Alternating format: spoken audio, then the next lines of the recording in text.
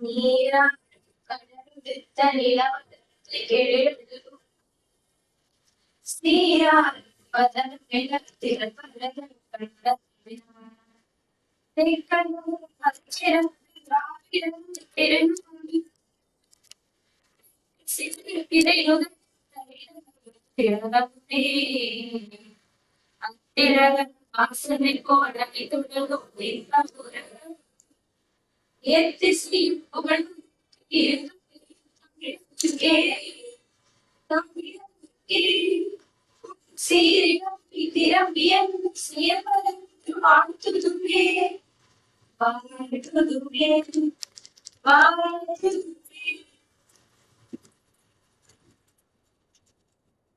Thank you, Dr. Kitty. I would like to invite our esteemed head of the department to welcome the gathering.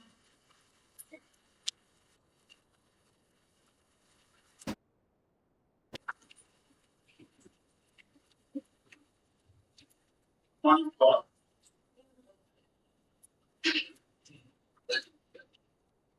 It's a proud occasion for me to welcome our secretary who has basically agreed to attend this international conference. Right now, this schedule. And next, I welcome our principal of this remote institution who is going to preside over the function. In spite of this busy schedule, he accepted to be here and giving presidential address. Next, I welcome Dean and you, Dr. Philip Sani, who is going to give felicitation. It is a proud occasion for me to welcome Dr. S. Inaugural, Assistant Professor of Mathematics, our alumni. At present, he is working in the National Institute of Technology, Calicut. It is my sincere welcome to the conveners and Dr. V.P. of this international conference. Next, I welcome our Mathematical Association Secretary, Ms. Keith. It's my sincere welcome to the colleagues, participants from various areas and universities, research scholars.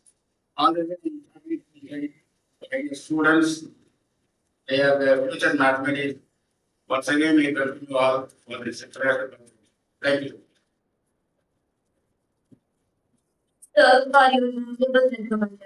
It's our pleasure to invite Dr. V.P. Anandi ma'am who will share the rhythm of the conference. A warm welcome and good morning to everyone. I would represent of the International Conference on Mathematical Science and Artificial Intelligence. Unity is strength. Through teamwork and collaboration, remarkable achievements can be done.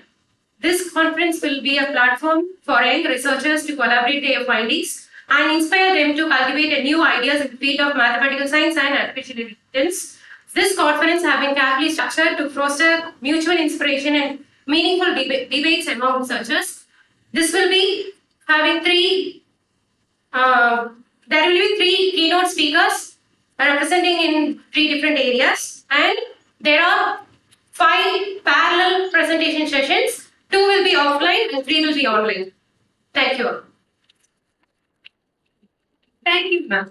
A leader is not one who forces the way, but one who lights the path. Let us together illuminate the future of our college with our combined brilliance. I request our principal sir to share some valuable insights.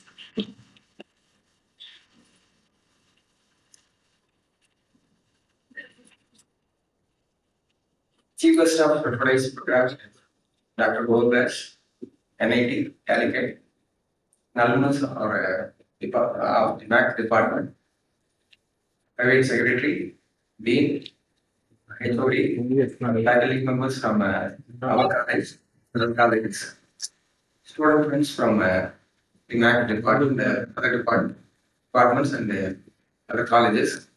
Warm good morning to you all. So we belong to a country that has produced zero, right? So zero was a concept that was invented in India, and lot of facts was there even before formal education came into being. Our country had a formal education only from the year 1857, at Macaulay. But even before that, we were great max, right? We had Aryabhatta, we had pure sciences, max, everything was there. Only thing was it was not formalized. The education was not formal, but great learnings were there. So the only drawback that we had was we never documented our strengths.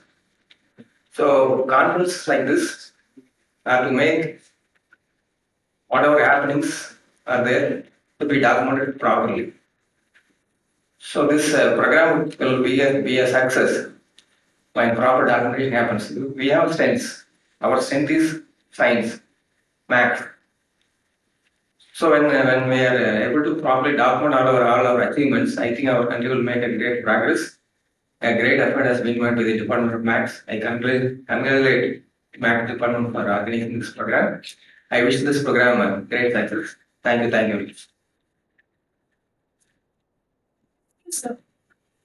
The driving force behind our institution's success, our secretary and correspondent sir, has been instrumental in shaping our vision and mission. We are delighted to have you with us today, sir. I request our secretary sir to share some thoughts.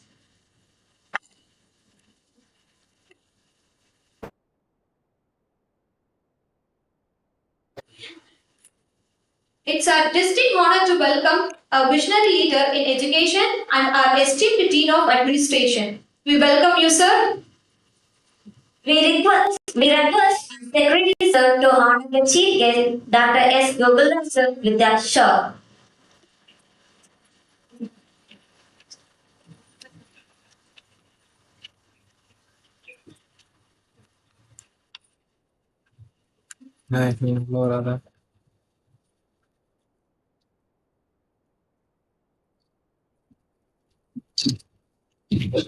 Next, we invite our Principal Sir to honor the guest by presenting the photo.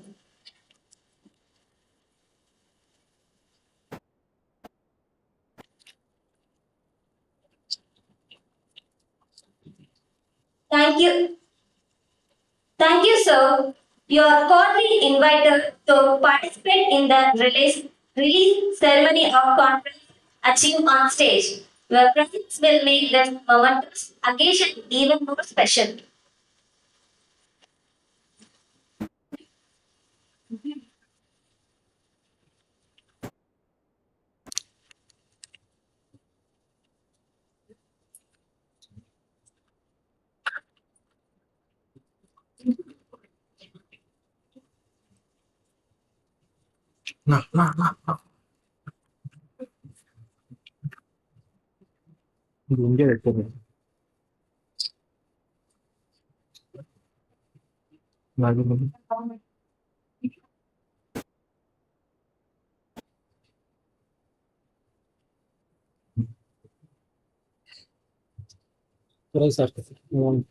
Side లో ఉంది పిన్నర్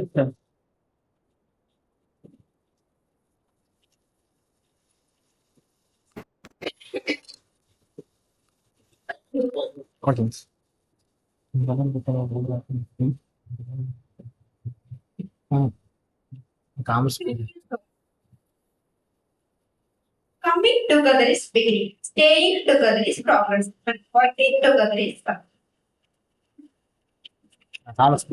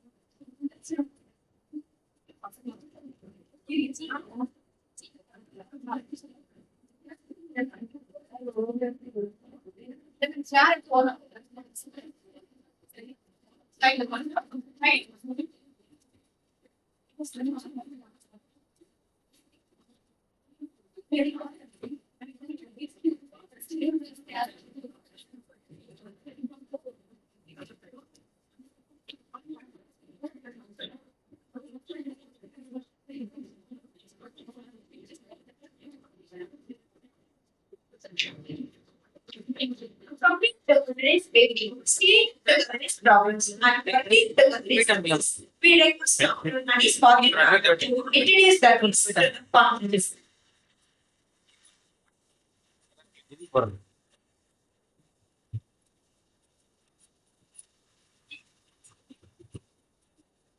morning to everybody. Good morning to everyone. It's my pleasure to introduce our chief guest, Dr. S. Gopalraj, Assistant Professor in the Department of Mathematics at the National Institute of Technology, Kolkata, India. We are delighted to host Dr. S. Gopalraj, a distinguished alumnus of our college who completed his BSc in Mathematics from our department in the year 2013 and MSc degree at Pondicherry University in the year 2015. He holds a PhD in Mathematics from Central University of Tamil Nadu, India, and his research area of interest include game theory, optimization, and convex analysis. He has also held a postdoctoral fellowship at the Indian Institute of Technology, Bombay. Before joining NIT, Calicut, he has worked as an assistant professor at the Indian Institute of Information Technology, Dharwad, India. He is a recipient of several fellowships, including the third International Travel Support, CSIR UTC NET Senior and Junior Research Fellow, and a Summer Research Fellow in TIFR CAF Bangalore.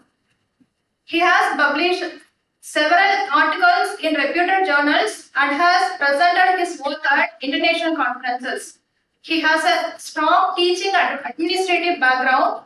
He has shared his expertise through invited talks at several schools and institutions at national and international levels. Also, he has coordinated several workshops and programs, including the online foundation course in mathematics organized by MTTS Trust. We are honored to have Dr. Gopalraj with us today, and we look forward for his valuable contributions in our conference. Thank you. Thank you, ma'am, for the wonderful introduction of our chief guest. We make a living by what we get, but we make a life by what we give. We invite Dr. Gopalraj sir to address the gathering.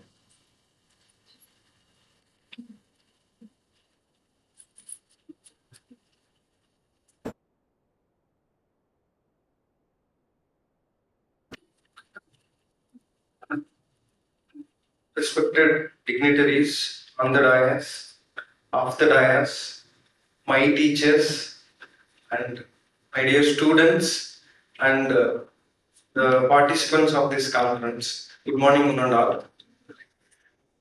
So it's kind of an honor for me to be a kind of a chief guest here, because around 10 years back I was in that crowd.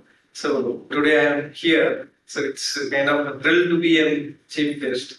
So though formally I am kind of a chief guest, I couldn't feel that being a chief guest. I still feel like a student in front of all my teachers. So yeah, it's kind of an honor for me. And I still remember it was the first year and the first semester. So there were a couple of conference brochures which was pasted in the notice board. That actually means for MSc students and the MPhil scholars and the PhD students.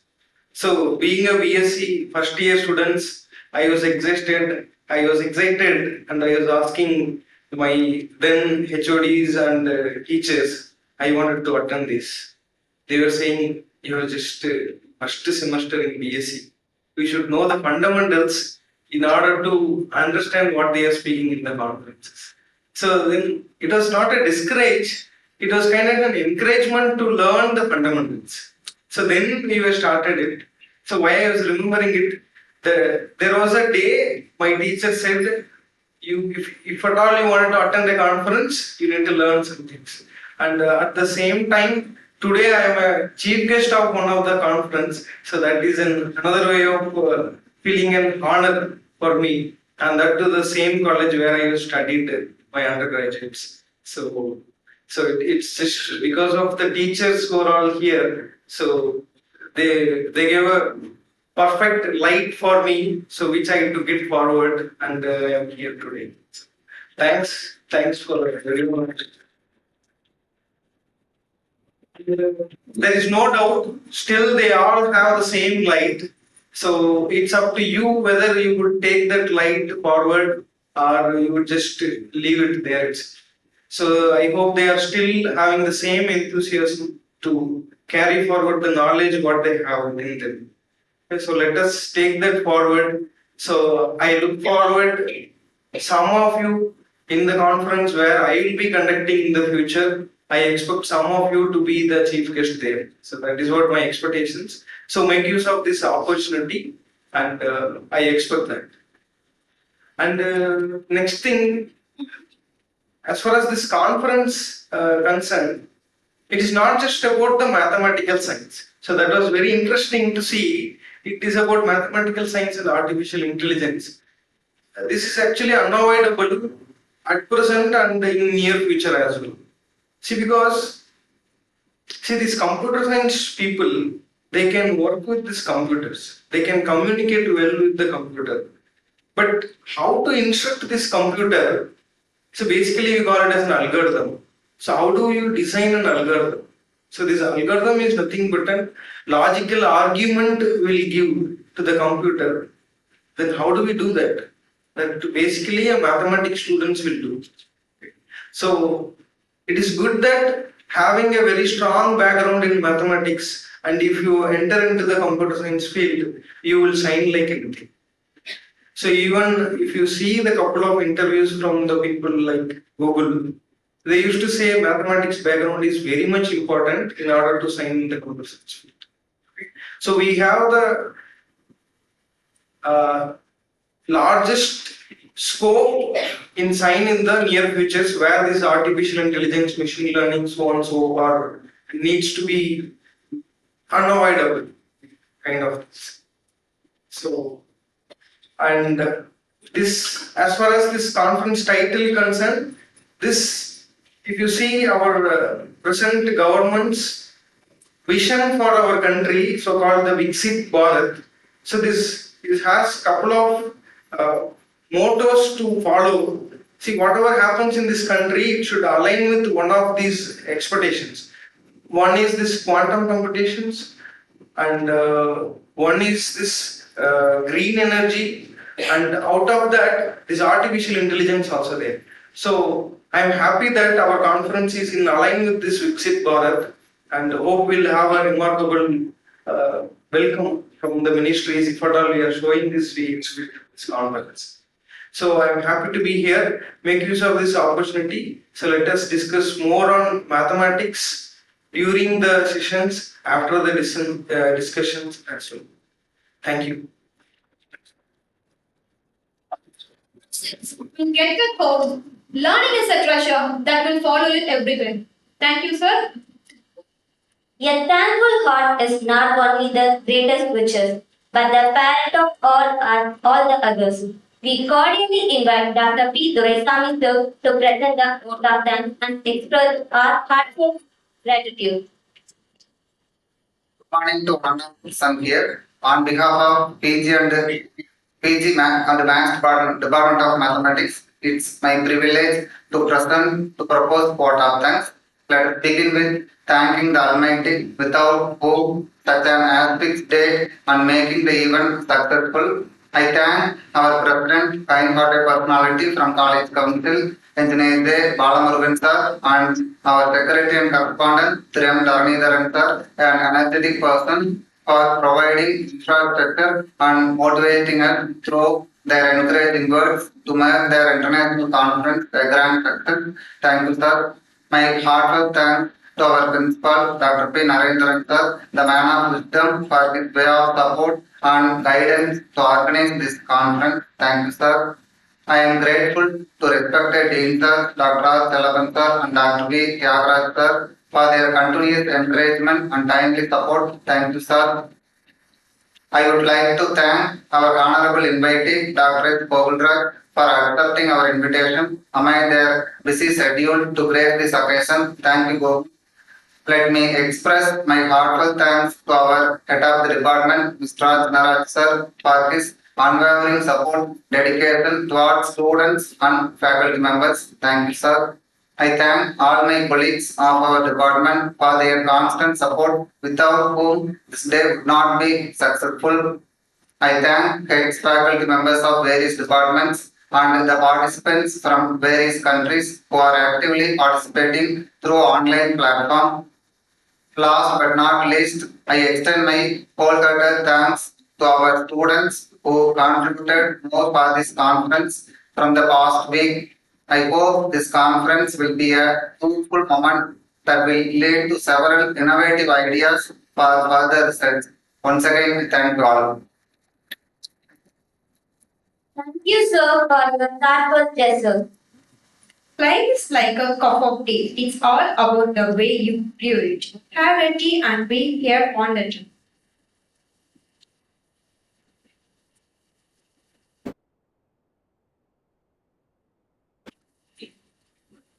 So have a tea and be here sharply at 10:45.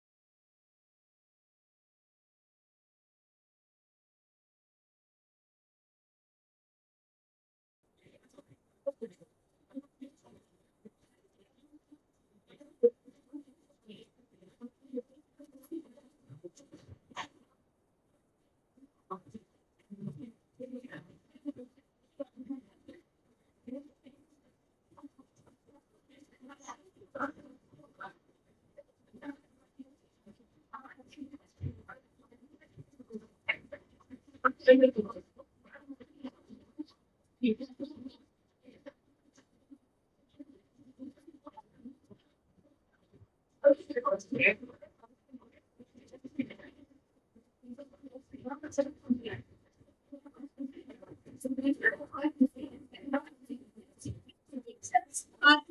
show you where to go.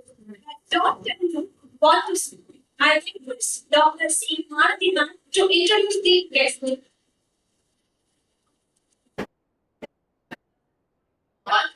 At this moment, I'm very glorious to have such a distinguished members of our department.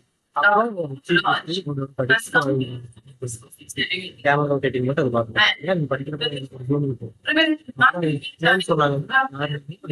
Welcome to game. ஸ்டேஜுக்கு வரணும் அப்படி காட்ட முடியாது அப்படி காட்டினா எழுத்துக்கு live இருக்குது class ஆகலாம் ஆகும் ரிஜெக்ட் பண்ற மாதிரி இருக்கு ஏதோ குழந்தை விளையாடுற மாதிரி வருது ஒரு ஆங்கிள் தான் ஒரு சேட்சாக ஒரு சேட்சில் மட்டும் தான் நெய்ச்சா அப்படியே concentrate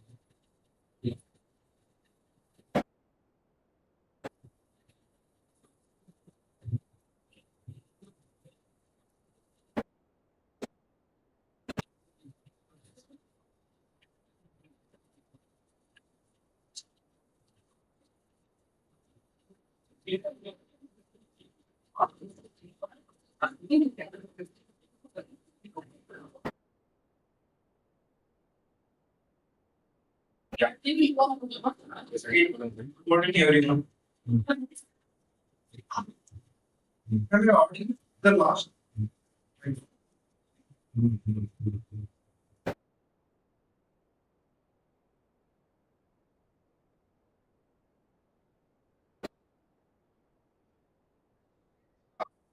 It's about complementary problems and some sort of non-cooperative games. Games we know, but what is this non-cooperative game? It is essentially games what we play. Okay? What if this games whatever we are playing, if we see it as mathematically, and is it really necessary to see that mathematically? That is what we'll be looking at it. Okay. So probably the next.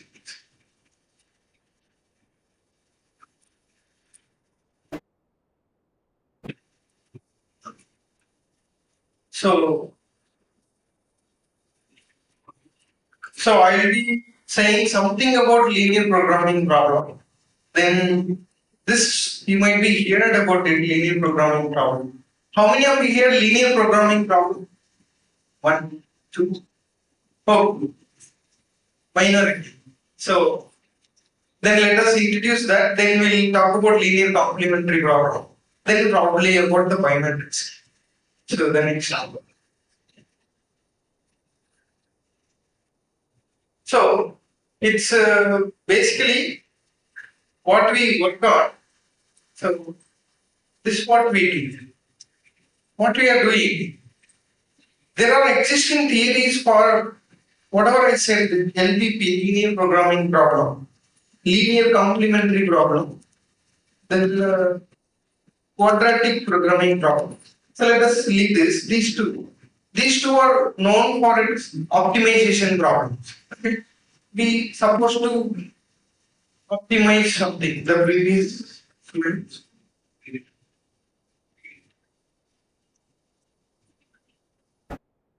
It's like fast.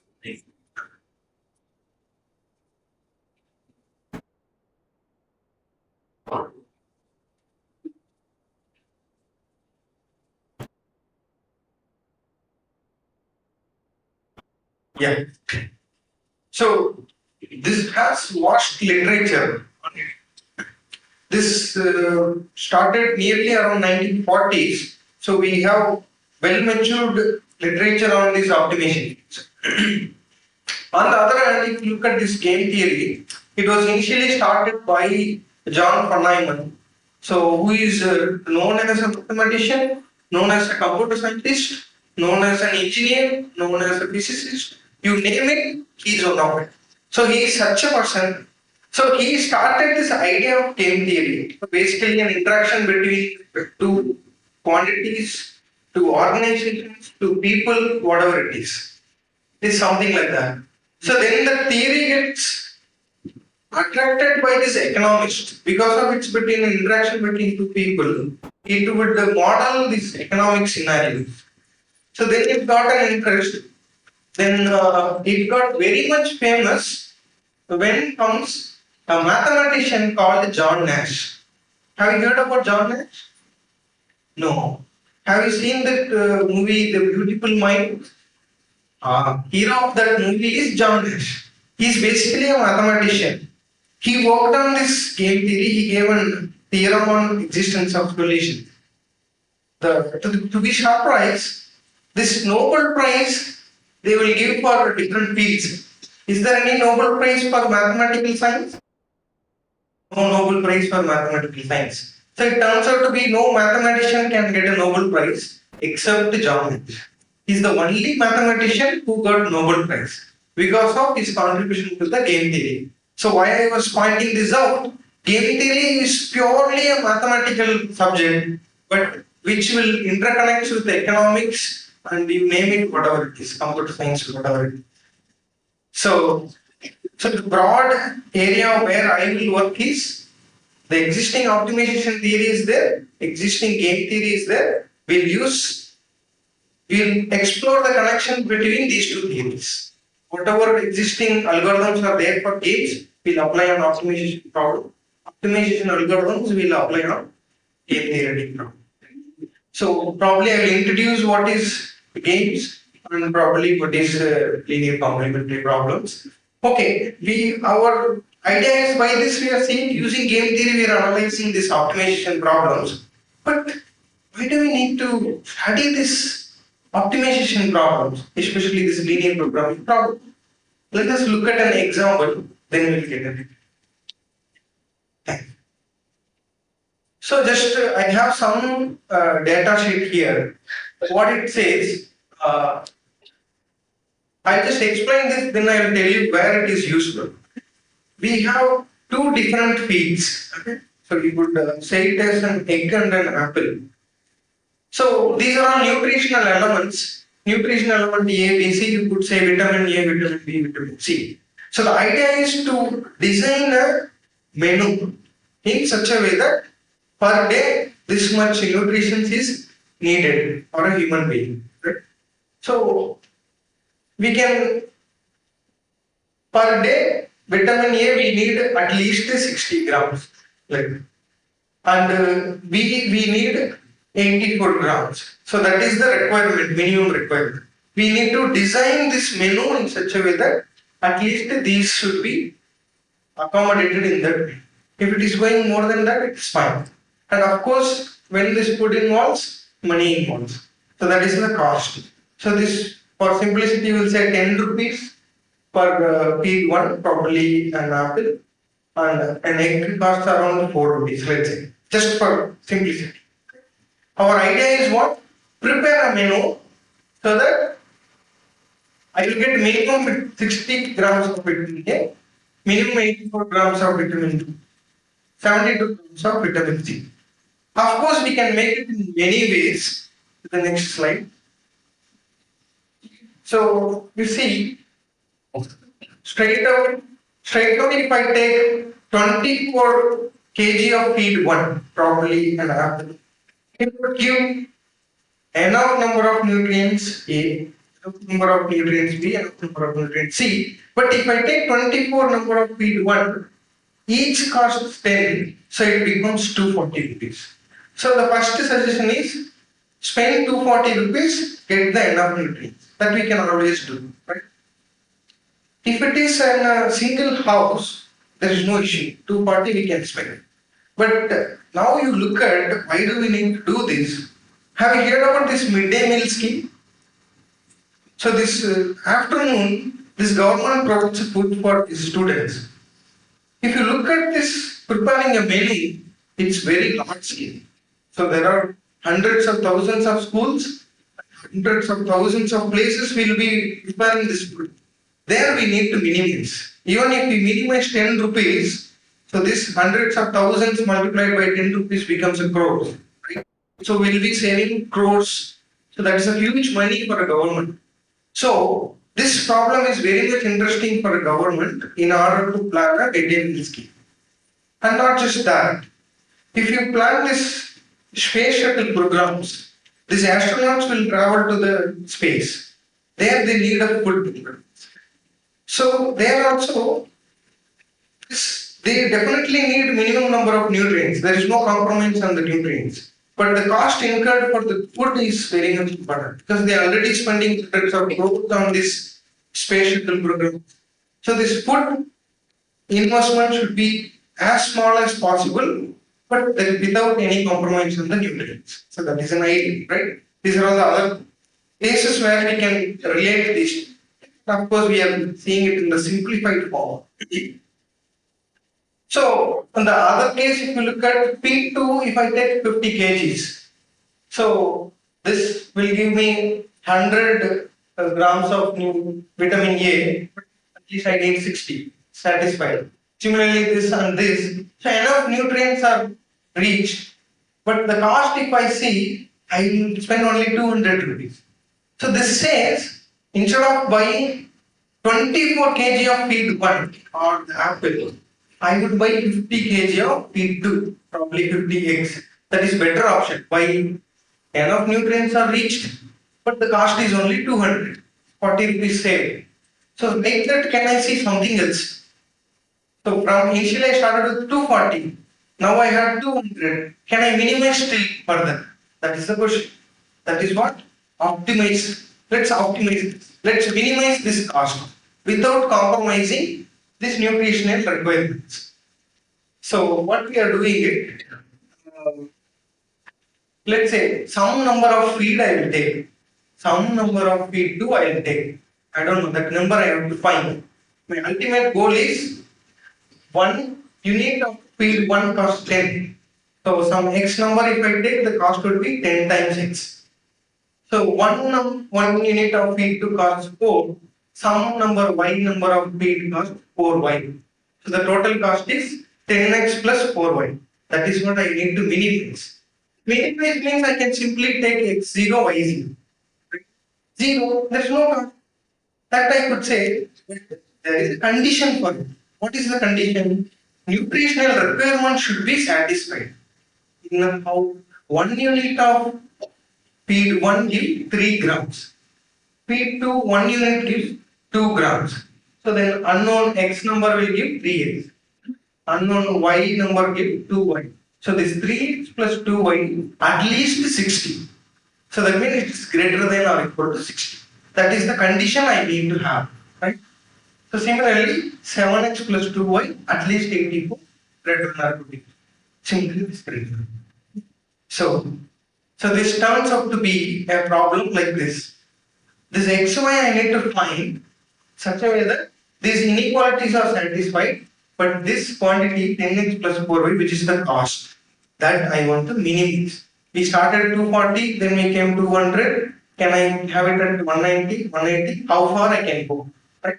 By maintaining all this. Since this says quantities, some number of quantities, it cannot be negative. Worst case, it could be zero. Right? So this is the problem. See, we started with some kind of a natural question we asked, something I have to minimize without compromising the nutrients. Now, if you see, we translated completely into the mathematical problem. So, and this problem we call it as linear programming problem. Why this word linear comes? It's because of what we are minimizing. That function is of linear. See, the degree is 1. So, this is called the traditional linear programming problem. And whatever we looked at is a very simplest case.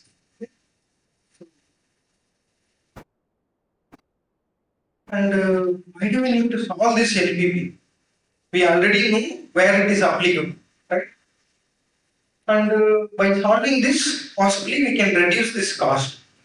Okay, we understood the problem, we understood the necessity of the problem. Now the question is, how do we solve this problem, right? So that is where mathematics people comes into the picture. So in a broad sense, x comma y satisfies this inequality. So that would give us some set of x comma y's in R2. That is some set. So that would have some structure. This is a function. 10x plus 4y, of course, a linear function. So I want an xy which satisfies this. That means it should be in this set, and this function should be maximized. And since it's a linear, it's a continuous function. So then comes this boundariness theorem. What it says, continuous function on a closed and bounded set will always have maximum minimum. So that is where, see this, even any nutritionist can model this problem, but the solution who will give? Only we can give, mathematicians can give. So this suggests continuous, we know continuous function on the closed and bounded sets will always have a maximum minimum. So the question boils down to, it is good enough if this is closed and bounded. Then we always have maximum minimum, because that is what we are looking for. Right? Okay. So this mathematical theory says the existence. Yes, there is one maximum, there is one minimum. How do you find which is minimum, which is right? So it is beyond the existence. So first the existence was questionable thanks to the existing mathematical theory which guarantees the solution. Now the question is locating that solution. That's where we need an algorithm. So how do we solve that? Of course there are enough theories, but we will approach in the different way. It's the next. So this is what the simplified form of the problem what we had. So it was maximize the z, it was the minimize t transpose x. Of course, if you look at the negative of that function, it becomes the minimum. And whatever we had 3x plus 2y, that you can write it as matrix times a vector x. So this has this structure. The interesting thing is x we wanted to find, a is given, b is given, c is given. We need to find this x. So this problem is equivalent to some other problem. This we can solve, no doubt about it. But this is equivalent to solving this problem that involves a matrix, this coefficient matrix A, like this A and minus n. This Q, which is this known vectors C and minus B. And the problem is called a linear complementary problem. That I will define later. Why do we need to connect this? This has an existing theory. We know how to solve this. But the problem comes, here it was just a 3 by 2 case. But if you look at the number of food items available for us, is it just 3? We have just to list the number of vegetables, it has plenty of vegetables, plenty of vegetable options, plenty of non-veg options. So we have hundreds probably and some number of hundreds, right? And the nutritional requirements, if you list, it would go some other hundreds. So it would be kind of 100 cross 100 matrix. How do you handle 100 cross 100 matrix? Certainly not by hand. So computer can handle it. Even in the large scale, I was saying it in the government case, in the dimension gets larger, then solubility is very difficult. So what do we look for? Look for some other set of problems where we have another set of algorithms which helps us to look at them. So for our case, we'll just consider this. So the next. So whatever we constructed using the two given set of linear programming problem, we constructed M and Q, and the problem connected like this. Find x greater than 0 and mx plus q greater than 0 with the condition that their inner product is 0. So that the inner product being 0 when the vectors are non-negative is called the complementary. So that is where that idea comes of complementary. Right? So because these are all non-negative, they are all probably positive or 0. Positive or 0. So the product of non-negative is always non-negative. If the sum need to be 0, individually everything happens. So individual product to be 0, one of them happens. So that is what it says about the complementary. So that is how this complementary problem comes into the picture of optimization. So then we can further go and study only the linear complementary problem. That's how we start this. Yes. So the broadly, where we will connect. There are very basic idea of two-player games, and it was classified into zero sum and non-zero sum. That I tell you later how it is classified. Next, and the zero sum games, we define something called linear games. And we define the symmetric linear games and geometric rules. This is what we defined and we studied. And this non-zero sum games also we extended it to bilinear games. So far we are saying this games. I started with cognition, and what I did, it is something as game. What is this games? So let me introduce what do we mean by this games. So I'll take some traditional game which have you played this rock paper scissors? Rock paper scissors, you know, right? So I'll break paper scissors. Okay. So you will tell me what to do. Right? So whatever I hit as an output, that I will write in the matrix. Both are wrong. Who will win? It's wrong. So Z. Right? That's how the payouts are given. Payout means who wins, they will get some money. Right? So this is player 1. This is player 2. Player 1 put rock. Player 2 from paper. Who wins? Paper wins. Player 2 wins. That means he receives some money. Let's simplify it as 1 rupee. Right? So 1 rupee he will get. Okay, he is getting 1 rupee. From whom he is getting? Player 1 gives 1 rupee. So let us write this as -1. Why? These are all payouts of player 1. Right? So we write it. Player 1. That is what we are writing. Right? So if I write player 2, it would be just negative of this. 0 and he was getting 1.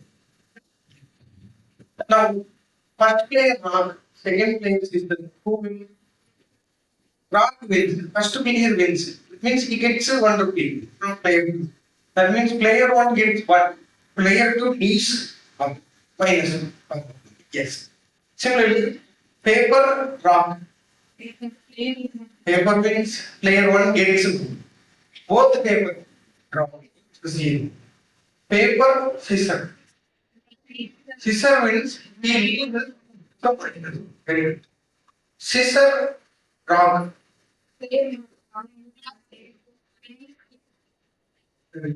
This scissor paper.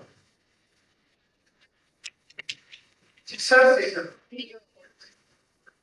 So understood how did we construct this unit? I will tell you something about the game, but we put something is known to us. What do we say this? Matrix is already known to us. We are mathematicians. We know how to analyze matrices. But I said we analyze games. So that is how it's connected. Every game we can see. I am. So let us put all the theories and practices on the game. Then you know how to analyze the games. So the idea is, I wanted to play this game. The goal is I wanted to make the game. Then which one I should choose? Which one means one? I don't know. So it's named it as strategy. My strategy is to choose rock. My strategy is to choose paper or zinc. These three are my strategies. So this is strategy 1, strategy 2, strategy 3.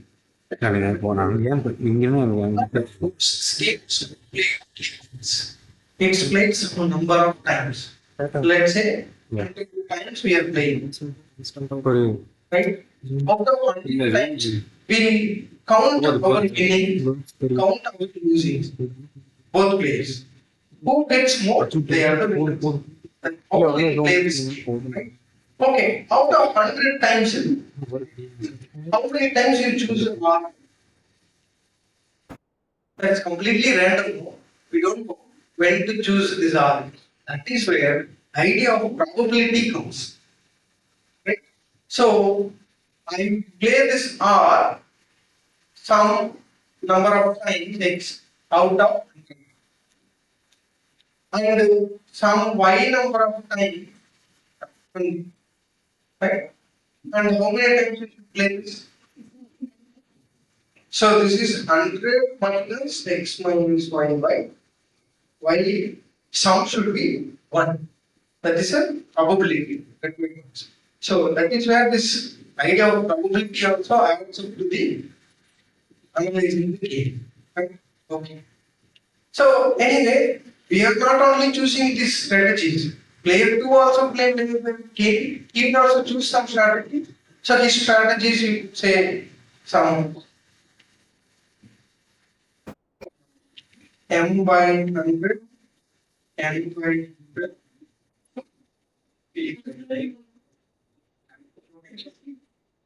Oh, this P is nothing but 100 minus n. So this is strategy 2. So what it says, strategy 1, he will play m by 100 times. So the strategy 2, he will play n by 100 times. He will play this much times strategy 3. That is what it says. So these are all individual strategies, we would say pure strategy. Pure means there is no combination. There is nothing involved, only that. It's pure strategy. Only I will play this. That's why we will say it's a pure strategy. If this is pure, what should be the probability playing this? I'm saying this is the only strategy I'm playing. What should be the probability? So all the time I will play, so it will be 100 and the remaining smaller schemes. I will never play this. So that means this is one pure strategy. So individual strategies we will say a pure strategy, right? And so that means 1, 0, 0 is my strategy, right?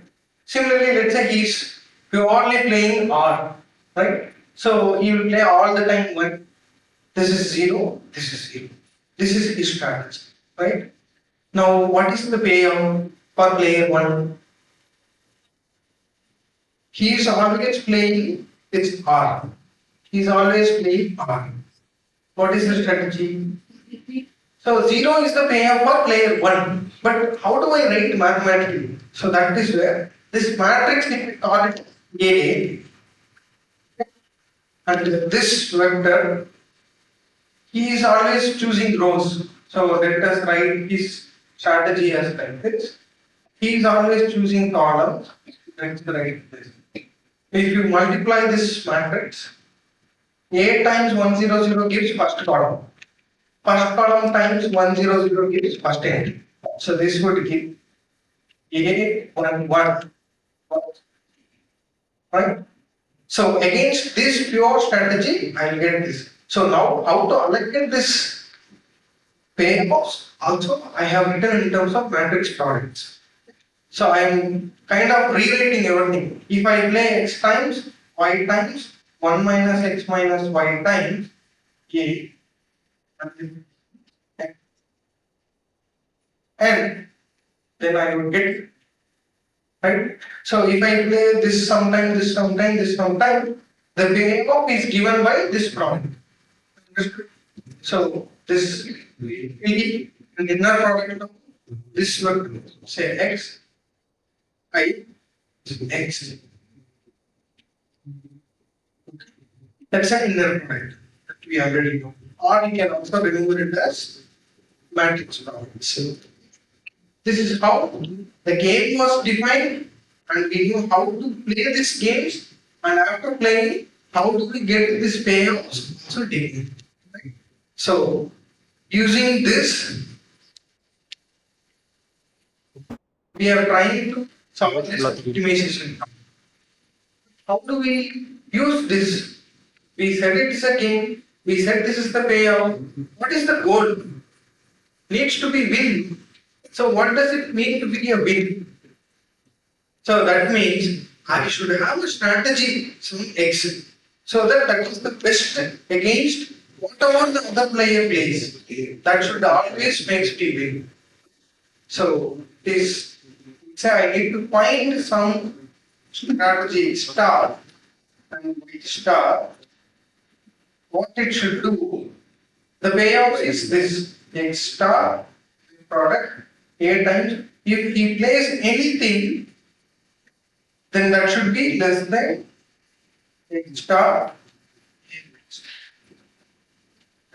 So that means this is the minimum always guarantee. If at all he moves away from the optimal strategy, then he will lose more. The other player, second player, loses more. So then I will create the other case will be X A Y star. This is an optimal, and there will be a relation between X star A. The inequality will be reversed, right? So whenever he deviates, he will get me. So that is how solution changes. In the concept becomes find X star Y star, similar to the optimization. You remember? So X star Y star we need to find. It should maximize this function, the inner product. So it tells out that this analyzing game is equal to another optimization problem. That is where they are all interconnected. So next. So, yes. So these are not what I'm explaining. I'm just saying that. So this A was the payoff matrix I was saying. Here the second player's payoff is what? If I write player 2's payoff matrix, what? How does the matrix look like? Negative of this, right? So that B is minus A. Right? If I write that, it becomes zero sum. Whatever he is getting, it comes from there. Whatever other player getting, it's coming from player one. So the sum is zero, always, right? Yes. So that is what the notation will say for a game. Rows are possible moves of player move that we already looked at it. And yes, next. So this is what I said. We need to find an X star Y star such that this inner product function is maximized. So the problem is, if it were just the one function, it would have been much simpler. Why? Because inner product is continuous, and the function where we are looking at is actually on the probability set. This probability set is closed and bounded. So again, this continuity guarantees existence of maximum minimum. Right? But the problem is simultaneously both should be imaginary. That is the problem. So that is why we need a different theory to be developed to solve this problem. Yes.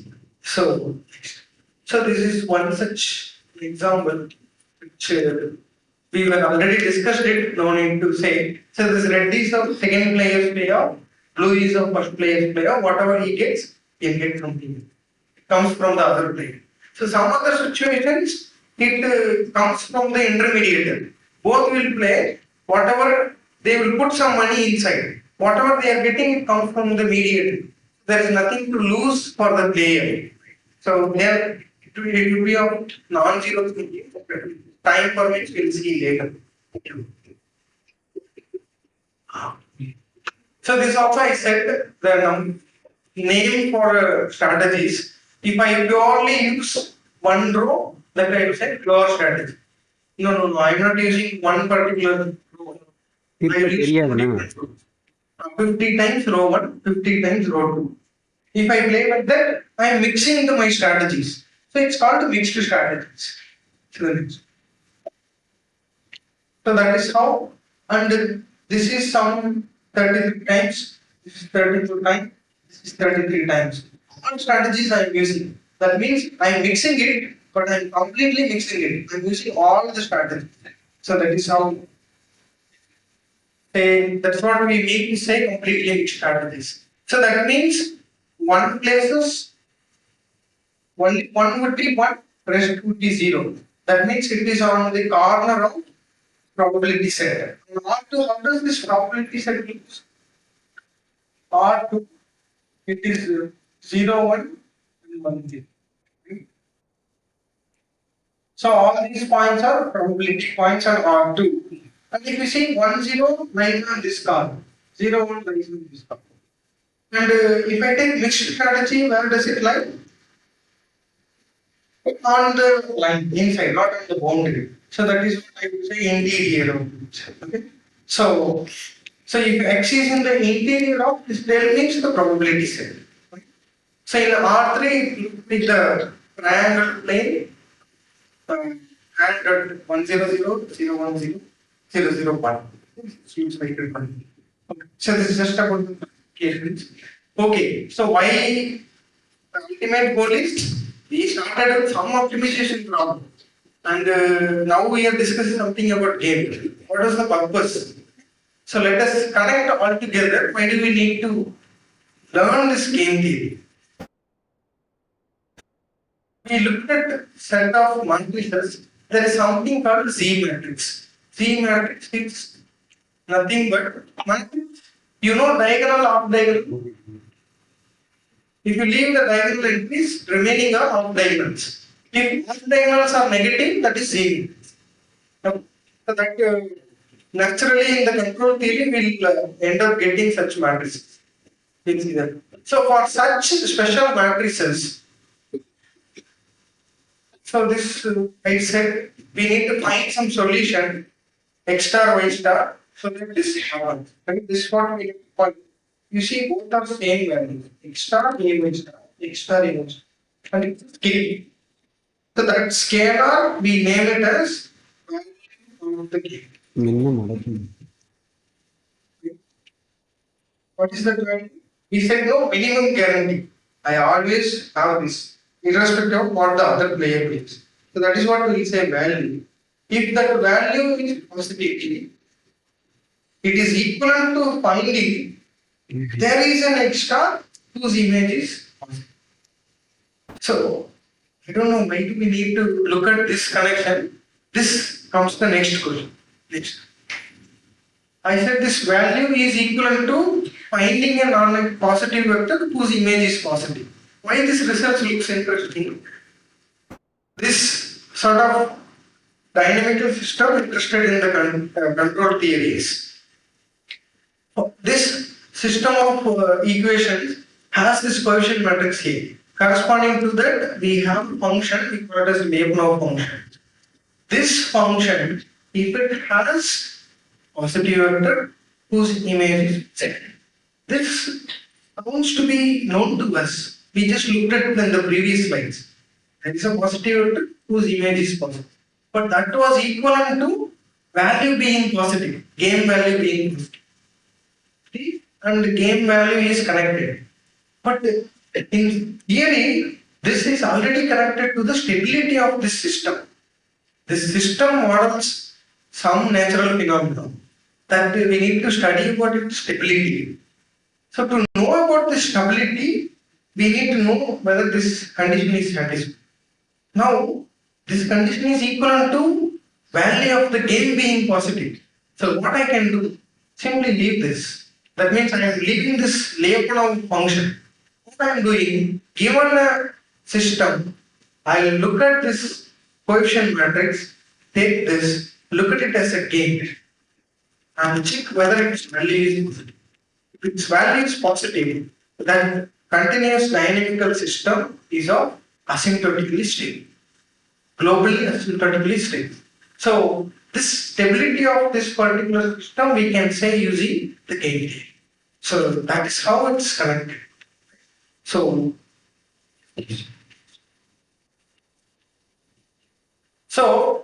we said so far it is only for the matrix case. So in order to study this in the general case, what we'll do, whatever we know for a matrix, I said it's a linear map. No. When did you know this matrices? You will define vector space. On a vector space, you will define linear maps. And the linear map, if you see in terms of bases, it becomes a matrix. Right? So basically, these matrices are linear. So what we'll do, we'll extend it to the general linear maps. So the idea of games, we'll extend it to the linear maps. And linear maps on this 1001, they are all non-negative vectors. They are all in R2, the first order or the first quadrant that is extended to the self there. And this is what the probability vector x in R2 E is one vector. That means sum is one vector. Right? That is generalized to inner product being all the vectors in the particular structure K. And these are all known to us.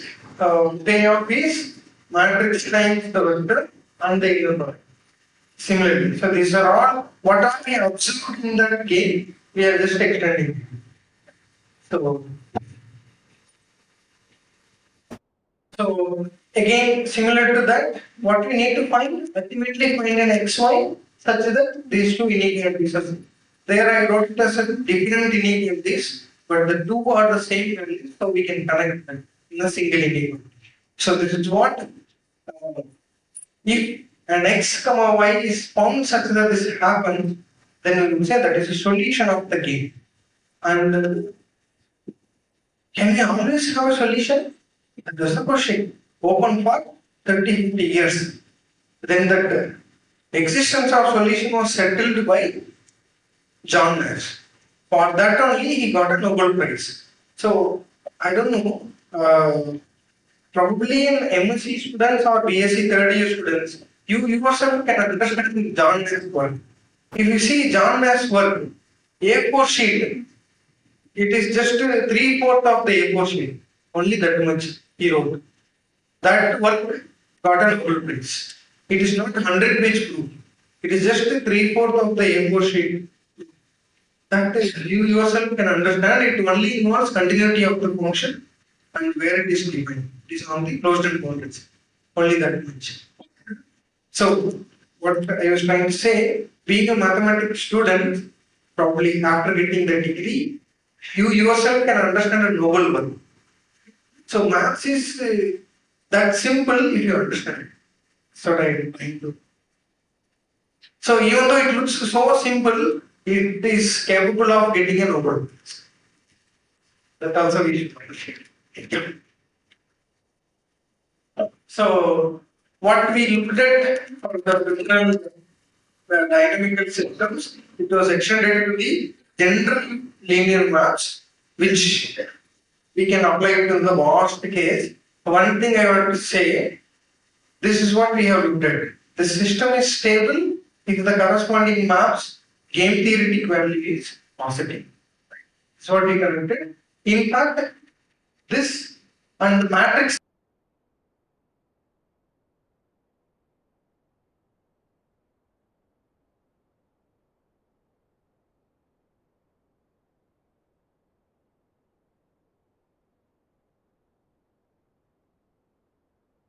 is a positive state. Or even if it is complex, this real coordinate is always positive. That's what you will say positive, stable. So this stability connects to the matrix theory, and the matrix theory connects to the game theory. So this is the prominent results which connect many.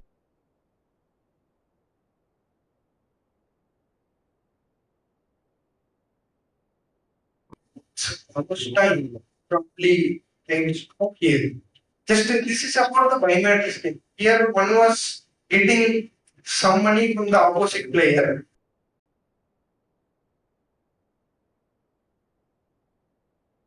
So there is well-known problem called a business dilemma.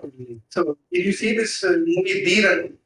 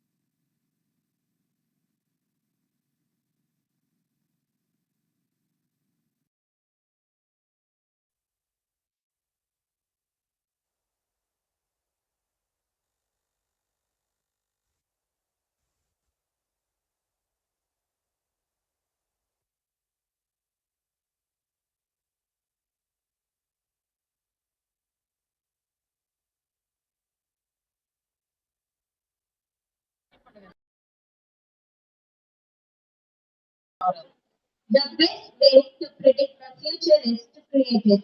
With great pleasure, we request Dr. P. Kumar sir to introducing us distinguished chief guest.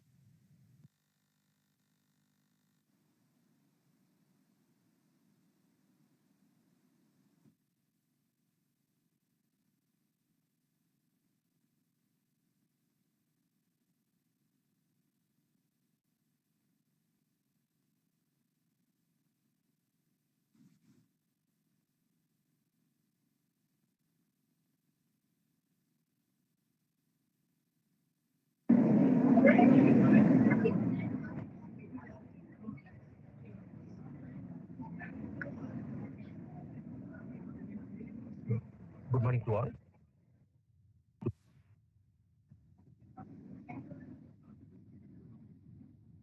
Good morning to all.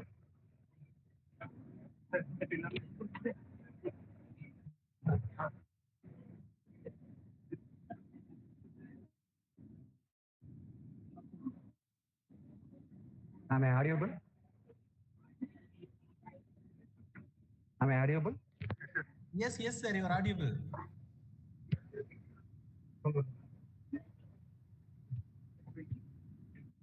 Am I audible?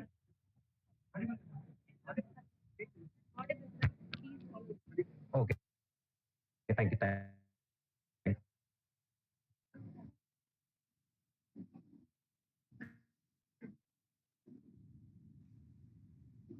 So good morning to all.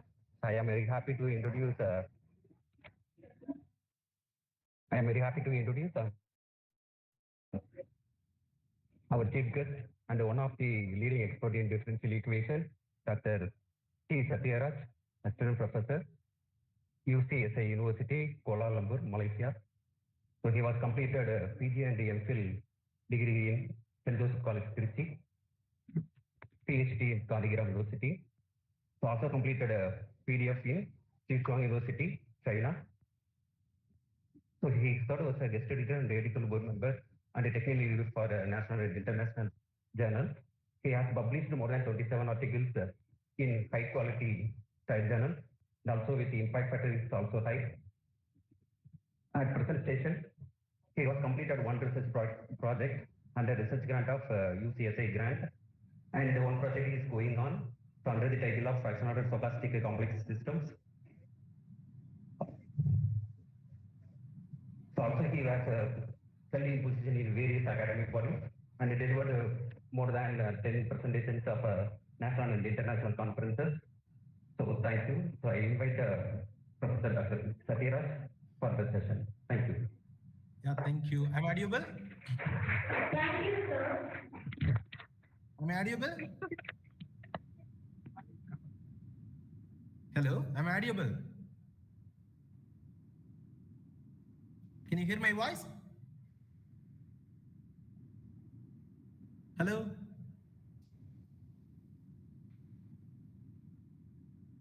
Am I audible?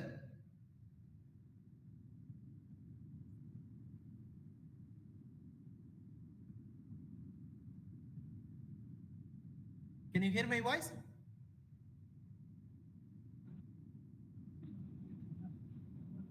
Yes, sir. Okay, all right, all right. Okay, Yes, sir. okay, You thank can you. start your session, sir. Oh, thank you so much. Thank you, Dr. Muthukumar sir, for your introduction. All right, good afternoon, everybody. I'm happy to participate in this international conference on mathematical science and artificial intelligence 2025. Today, I would like to share some features and attractions of fractional differential equation and the qualitative analysis of fractional differential equation provide better result than integer order differential equation. First, the history of different fractional differential equation. The history is very interesting one. The history of fractional calculus can be traced back to the letter written by Leibniz to L'Hopital in 1695.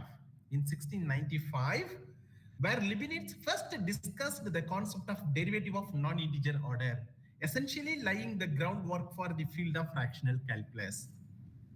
So this is considered the first record instance of the idea of fractional derivative. So this is the first record, and then Later means the end of 19th century, due to the work of Grenville, Letnico, Riemann, Leiboville, Caputo, they developed the theory of fractional calculus, more or less. All right, more or less. So this is the interesting background of the fractional calculus. Now, how to find the fractional derivative formula, right? That means calculus derivative versus two fractional derivative. Take one function y equal to x power b. This is the function. Take the first derivative of the function. What is the first derivative? B into x power b minus 1. The second derivative b into b minus 1 x power minus 2 and so on. The nth derivative becomes b times b minus 1, b minus 2 and so on, b minus n plus 1 x power b minus n. It can be written in the product form. What is the product form? X power b minus n product m equal to 0 to n minus 1 b minus m. Simply can be written as n factorial over b minus n factorial x power b minus n. So factorial can be written as by using the gamma property, n factorial is equal to gamma of n plus 1, gamma of n plus 1. So by using that property, d power n y by dx power n can be written as gamma of b plus 1 over gamma of b minus n plus 1 x power b minus n. Here we consider alpha as a the order. So here alpha allows to take fractional number. Alpha allows take fractional number. So we can substitute any number for alpha. For example, 1 by 2, 1 by 3, and so on. So we can summarize the fractional derivative from integer order derivative. All right. So this is the classical derivative versus integer order derivative. Now, for example, take alpha equal to half 1 by 2 and take b equal to 1. When you take b equal to 1, it's just a linear function. That means y equal to x. Now take d power the half derivative of y. What is y? Y is x already. Therefore, half derivative of x is equal to, by using the same formula. What is the formula? Yeah.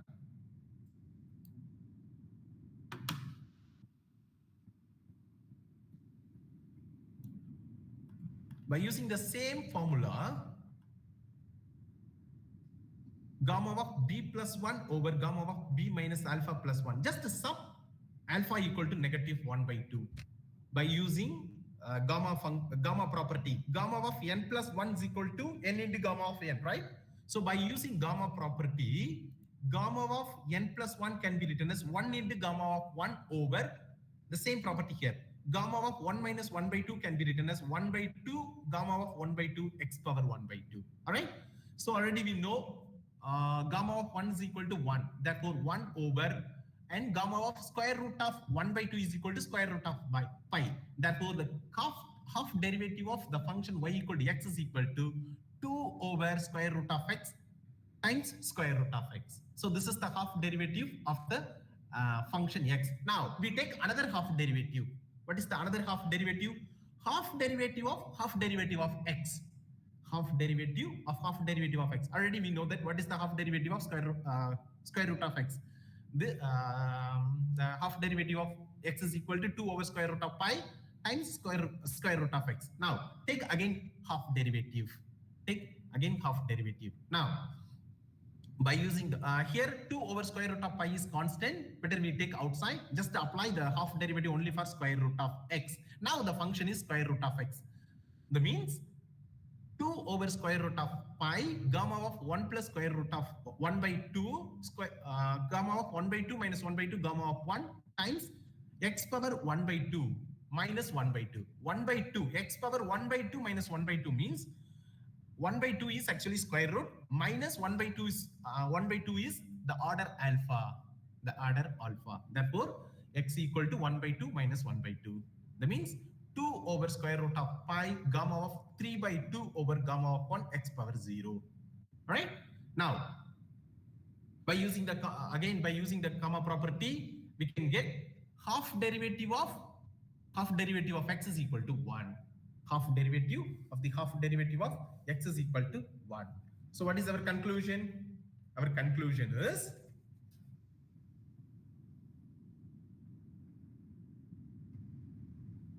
fractional derivative reduces to the classical derivative as follow. That means half derivative of x is equal to 1. Already we know that dy by dx of dy by dx when y equal to x, dy by dx equal to 1. So half derivative of x is equal to 1.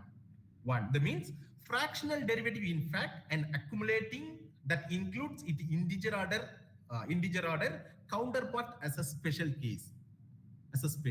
Right? Now, another example. When you take alpha equal to 1 by 2 and x equal to 1, that means constant function.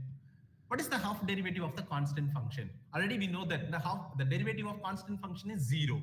Now, we see what is the half derivative of the constant 1. Again, applying the same formula, d power n y by dx power n, m plus 1 over gamma of m plus m minus n plus 1 power m minus 1. All right. So the half derivative after applying the gamma property, the half derivative of the function, constant function is 2 over square root of pi. 2 over square root of pi, but which is not equal to 0. 2 over square root of pi is not equal to 0. Therefore, which is contradict to the derivative of constant function. In case if you take again half derivative, it will not be 0. All right. Therefore, the half derivative of the constant function 1 is not equal to 0. So this is one of the major drawback. Now we will discuss one by some fractional derivative. Actually, there are many derivatives are there nowadays, but we discuss only few fractional derivatives. The first fractional derivative is RL fractional derivative. And integrals. First, we define the integral operator. Here, I power alpha a plus represent fractional operator. Here, alpha defined open interval n minus 1 comma n. Alpha defined open interval n minus 1 comma n, where n belongs to set of all natural number. All right, and the function f belongs to L1 of r plus 1. Therefore, the fractional integral is defined by it was defined by 1 over gamma of alpha integral a to d f of s over t minus s 1 minus alpha ds. All right, here gamma dot is the Euler gamma function. Already we know that the gamma function integral 0 to infinity t power z minus 1. Gamma of z equal to integral 0 to infinity t power z minus 1 e power minus t dt. The same gamma function, Euler gamma function. All right. Now, by using the RL fractional integral operator, we can write RL fractional derivative. How? See, the same function f of t and alpha lies between n minus 1 to n. Then we define RL d power alpha f of d is equal to 1 over gamma of n minus alpha d by dt power n integral 0 to t minus s power n minus alpha minus 1 f of s ds. Now, this fractional derivative can be rewritten by using fractional integral. How? See, d by dt of 1 I power 1 minus q t f of t. That means I power q means integration, I power 1 minus q means the reverse process, differentiation of f of t. All right. Therefore, f of the condition for the function f of t have absolutely continuous derivative up to n minus 1 order, up to the order n minus 1. Now, the RL fractional operator have some properties. The first property we check one by one. Linear property is absolutely satisfied. That means integration of f of t plus g of t is equal to RL integration of f of t plus RL integration of g of t. So linear property is satisfied. The second property, commutativity. What is commutativity? I alpha, I beta. Here beta is the another fractional derivative. All right. So I power alpha, I power beta f of t is equal to I power beta, I power alpha f of t. Then the next property, semi-group property. Very important property, semi-group property. I power alpha, I power beta f of t is equal to I power alpha plus beta f of t. Semi-group property is also satisfied. Then the reverse property, reciprocity. D power alpha That means oral derivative of alpha I power alpha f of t is equal to f of t. F of t. So reciprocity property is also satisfied. So the oral integration and derivative satisfy the following four properties. All right. Even though it satisfies the following properties and it provide better applications in engineering, it has some drawbacks. What are the drawbacks? The first drawback is oral derivative of constant is not equal to zero. Any constant, oral derivative of any constant is not equal to zero. Say for example, the oral derivative alpha a is any constant, is equal to a over 1 minus alpha t minus 0. Here t minus 0 means the lower part, lower limit. So the answer is a over 1 minus alpha t power alpha, which is not equal to 0, Therefore, it might be an issue when we using the oral fractional operator for evaluation equation. So this is the major drawback of oral derivative. All right. The next drawback. What is the next drawback? The oral derivative is a general singular at the lower limit. Take lower limit f of t. See, when you take lower limit t tends to infinity here. When you take t tends to infinity, what is the answer? Oral derivative of alpha a is equal to 1 over gamma of 1 minus alpha. Here t tends to infinity. When t tends to infinity, the entire derivative of a tends to infinity. So this is the major drawback of another drawback of oral derivative. Due to this drawback, one cannot apply in the boundary value condition for oral derivative. So we cannot use boundary condition for oral derivative.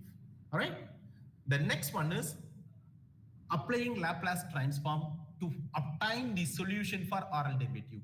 Already we know that the Laplace transform plays an important role to represent the solution for fractional differential, any equation. For example, by using Laplace transform for first order, we can express by using exponential function. For higher order, for example, second order, we can express by using trigonometric function and so on, right? So Laplace transform plays an important role to represent the solution for the differential equation. So the another drawback is the Laplace transform of oral derivative depends on the fractional derivative at zero. So this is the another drawback. Due to this problem, this is also an issue when we solving initial value problem. So it has these main three drawbacks. The first one is the derivative of constant is not zero. Second one is we cannot apply boundary value condition when we consider oral derivative. The third one is initial value problem. So these are all the major main drawbacks of oral fractional derivative. All right. Now, then due to avoid this kind of issues and some drawbacks, later Caputo introduced a new fractional derivative. Just slightly modify the oral fractional derivative. The Caputo fractional derivative of the order alpha greater than 0 is given here. The Caputo derivative of order alpha f of t is equal to 1 over gamma of n minus alpha integral 0 to t f power n of s t minus s alpha minus n plus 1 ds. So this function is defined for nth derivative. Here alpha lies between n minus 1 n. All right. Then when we consider first derivative, first derivative of the function means f dash. For first derivative, d power c alpha f of t is equal to 1 over 1 minus alpha integral 0 to t f dash of s over t minus s power alpha ds. Here alpha for the order, first order, that means open interval 0 to 1. Here f dash means first derivative of the function f of t. And also we can use Laplace transform for fractional derivative. The Laplace transform of fractional derivative is equal to lambda power alpha f cap of lambda minus lambda power alpha minus 1 f of 0. Here f cap of lambda is equal to f cap of lambda is Laplace transform of the function f of t. and f of 0 is initial condition. So Laplace transform, we can use Laplace transform to obtain the solution for Caputo fractional derivative. All right. Now, it has some drawbacks. What are the drawbacks? Caputo derivative of alpha, Caputo derivative of beta f of t is equal to Caputo derivative of alpha plus beta is not equal to Caputo derivative of alpha plus beta f of t. And the semigroup property, does not satisfy the semigroup property. The reciprocal property also not satisfied. That means d of alpha, d of beta f of t is not equal to d of beta, t of alpha f of t. All right. So these are all the major drawbacks of Caputo derivative. Now, the oral derivative and Caputo derivative have some relation. What is the relation? The oral derivative can be expressed in terms of Caputo derivative. How? See, d power q f of t. Here q is the fractional order. C represent the Caputo. C d power q f of t is equal to d power q f of t minus f of 0. What is d power q? Oral derivative. So Caputo derivative of f of t can be written as d power q f of t minus f of 0. So this is the relation between Caputo and oral derivative. All right. Now, so these are all the major two fractional operators. There are many operators. Nowadays, there are many operators are available, but I selected only these two operators for this talk. The next function is Mittag-Leffler function. All right. Mittag-Leffler function plays a vital role to represent the solution of the fractional differential equation. All right. Usually we express the first order classical order derivative. The solution of classical order derivative by using exponential function. The second order differential equation can be expressed by using sine cos function. So similarly, we can express the solution of Caputo derivative function by using Mittag-Leffler matrix function. And moreover, Mittag-Leffler matrix function is the generalized function of exponential function, trigonometric function, logarithmic function, and so on. All right. Now, and moreover, we can apply Laplace transform for this Mittag-Leffler matrix function. All right. Now, first we define the Mittag-Leffler matrix function. All right. Now, the representation of Mittag-Leffler matrix function is E alpha comma beta of z equal to summation k equal to infinity z power k alpha plus beta for alpha comma beta greater than 0. This is two parameter Mittag-Leffler function. Here, capital E represent the Mittag-Leffler matrix function. Alpha and beta represent two parameter, two fractional number, right? Two fractional number. This number can be expressed by using gamma function, all right? By using gamma function. Now, when we substitute beta equal to 1, then the two parameter Mittag-Leffler function will be reduced to one parameter family of Mittag-Leffler function. All right. When beta equal to 1, E alpha comma 1 of z equal to E alpha simply represent E alpha of z equal to summation k equal to 0 to infinity z power k gamma of alpha k plus 1. All right. Now, some special cases, that means when we substitute alpha equal to 1, beta equal to 1, then the Mittag-Leffler function will be reduced to exponential function. When alpha equal to 1, beta equal to 1 means it is the integer order derivative. All right. So when we consider integer order derivative, the solution can be expressed by using exponential function. So when we sub alpha and beta equal to 1, then the series, that is the series here, summation k equal to 0 to infinity z power k over gamma of k alpha plus beta will be reduced to exponential function of the function z. All right, exponential of z. When we substitute alpha equal to 1 and beta equal to 2, this series, this summation will reduce it to e power z minus 1 over z. E power z minus 1 over z. When we substitute alpha equal to 2 and beta equal to 1 for the function z squared, the same expression summation k equal to 0 to infinity z power k gamma of k alpha plus beta will be reduced to cos h z, hyperbolic function, right? Hyperbolic function. When we consider alpha and beta equal to 2 for the function z squared, then the summation will be reduced to sin hx, hyperbolic function, sin hyperbolic function over z. All right. So from this special case, we can conclude that the Mittag-Leffler function is the generalization of exponential function, trigonometric function, hyperbolic function, and so on. All right. So Mittag-Leffler matrix function is the generalized version. Okay. And Mittag-Leffler function have an interesting property. What is the interesting property? We can apply derivative for Mittag-Leffler matrix function. Caputo derivative for Mittag-Leffler matrix function. The Caputo derivative of Mittag-Leffler matrix function is lambda times lambda t power alpha. Here lambda is the scalar. All right? Scalar. And this is the... So far we have discussed the formulation of fractional, the definition, two different definitions for fractional derivative. The first one is RL and the second one is Caputo. For this Caputo fractional derivative, Caputo differential equation, one can represent solution using Mittag-Leffler matrix function. All right.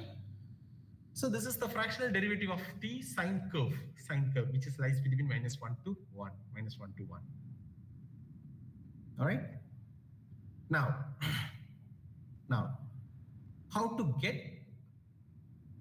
or how to use Laplace transform for Caputo derivative. All right. So the Laplace transform of the Caputo derivative function f of t is equal to lambda power alpha f cap of lambda minus alpha of minus 1 f of 0. Here alpha lies between open interval 0 to 1, the first order 0 to 1. F of t is the differentiable function and f cap of lambda is the Laplace transform of the function f of t, and f of 0 is initial condition. All right, initial condition. And moreover, we can take Laplace transform for Mittag-Leffler matrix function. Here the function is e alpha comma beta plus or minus a t power alpha dt.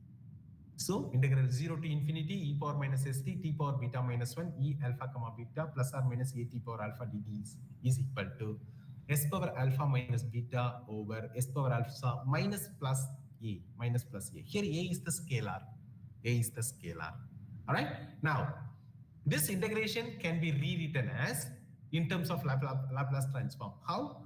Laplace transform of beta minus 1 is equal to alpha comma beta plus or minus a t power alpha of s. All right, alpha power of s. So this is the Laplace transform of Mittag-Leffler matrix function. So by using this Mittag-Leffler matrix function, we can represent the solution for a linear fractional derivative. Consider a simple fractional order system. Consider a simple Caputo fractional order system, linear system. Take d power cq x of t is equal to ax of t plus f of t with the initial condition x of 0 equal to x naught. Here, x of t is the state vector and A is n cross n matrix, general matrix, and f of t is the function. F of t is the continuous function, and we define the function in the particular interval, bounded interval, closed interval 0 to t. All right, 0 to t. Now, take Laplace transform on both sides. Already we know that the Laplace transform of the Caputo derivative x of t. What is that? Lambda power q x of s minus lambda power q minus 1 x of 0. Here we use s power q. So just apply Laplace transform on both sides. So the Caputo derivative left hand side becomes s power q x of s minus s power q minus 1 x of 0. Here capital X of s is Laplace transform of x of t. And and x of 0 is constant. Therefore, s power q x of s minus s of q minus 1 x naught. And here A is a constant matrix. So take outside and apply Laplace transform only for x of t, the variable x of t. Therefore, A times of x of s plus capital F of s. Capital F of s is the Laplace transform of the function small f of t. The function small f of t. All right. Now, by using now we can collect all the x of s one side. Here we have x of s, right? And here we have x of s. So take x of s this side. All right. Therefore, s power q x of s. See, no, s power q x of s minus a x of s is equal to s power q minus 1 x of 0 plus f of s. Here s power q is the scalar, but a is the matrix. So we cannot subtract s power q minus a directly. So we multiply s power q with an identity matrix I.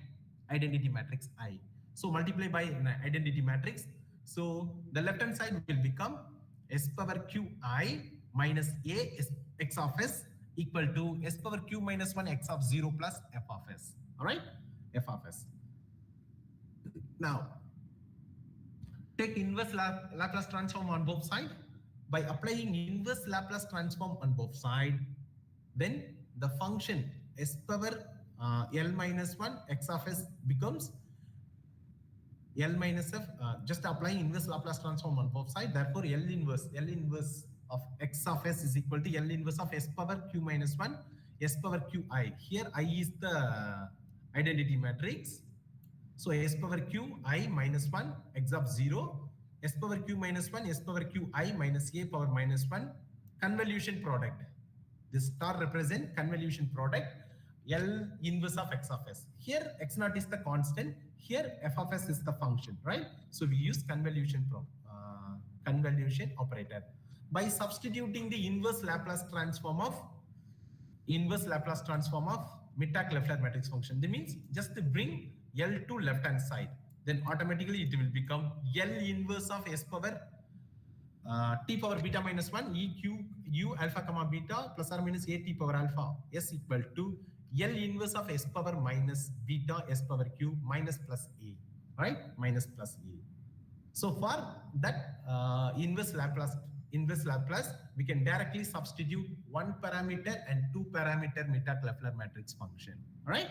By using that one parameter and two parameter Mittag-Leffler matrix function, we can express the solution of the fractional differential equation of the system one, the linear system one. That is x of t is equal to eq a t power q x naught plus integral 0 to t minus s power q minus 1 u q comma q a of t minus s power q f of s ds. All right. So far we have discussed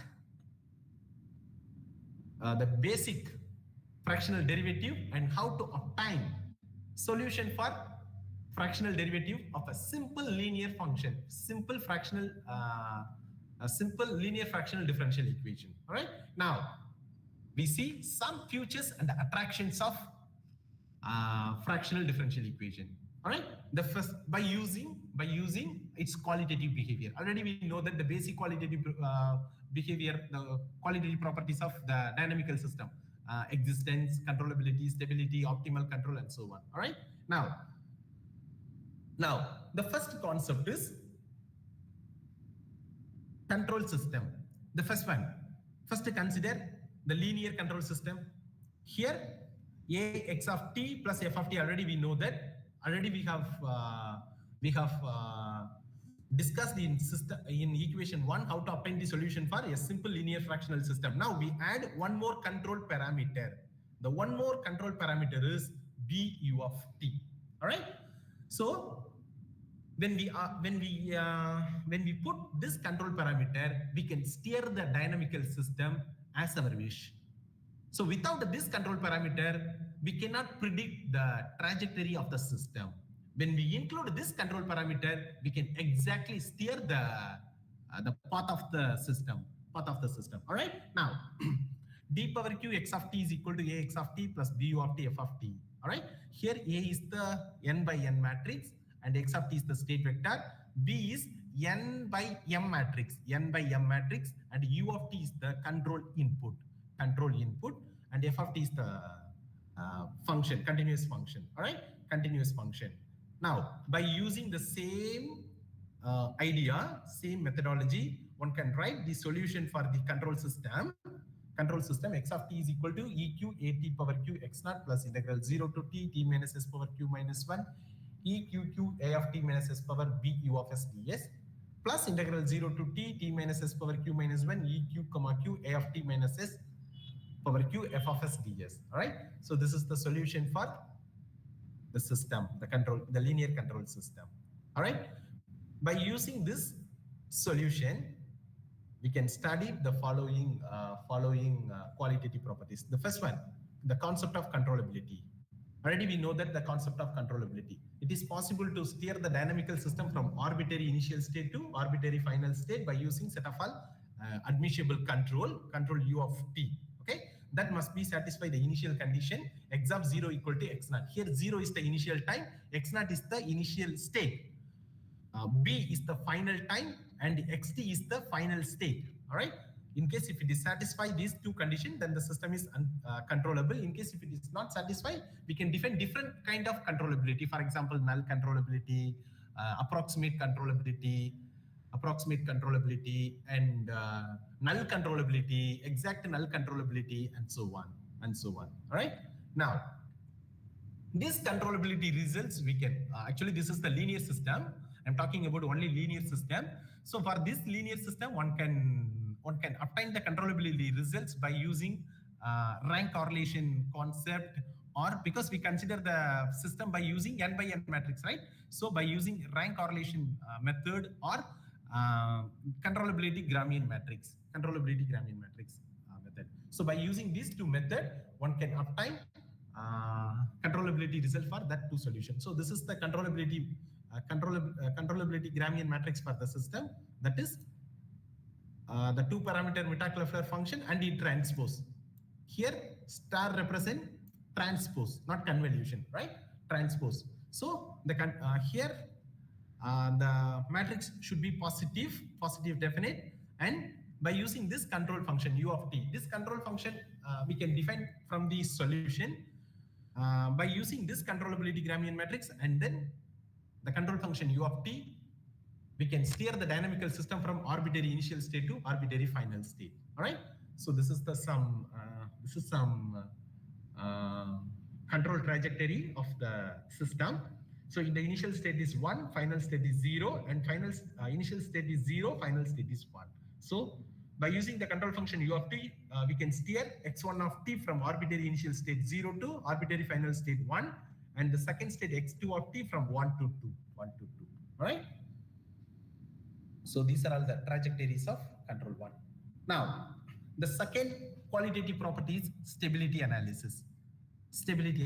Already we know that the basic idea about the basic concept about the stability, right? And the stability analysis in fractional order cases more complicated than integer order system, ordinary system. All right. How? See, we see one by one futures and attraction. The first attraction, what is the first attraction? Consider two system 2 and 3. What is system 2? Integer order system. System 3, fractional order system. Same state and same function. All right. Now we write the analytical solution for system 2. What is system 2? Integer order system. So the analytical solution of the system 2 is x of t minus x of 0 is equal to gamma times t power gamma minus 1 plus 1 over gamma. Here initial condition is x of 0 equal to 1. The initial condition x of 0 equal to 1 for the both system. All right. So x of t is equal to 1 plus t power gamma. What is t? T is the time scale. When t approaches to infinity, the state of the system x of t approaches to infinity. So what is the meaning? The integer order system is unstable. The integer order system is unstable.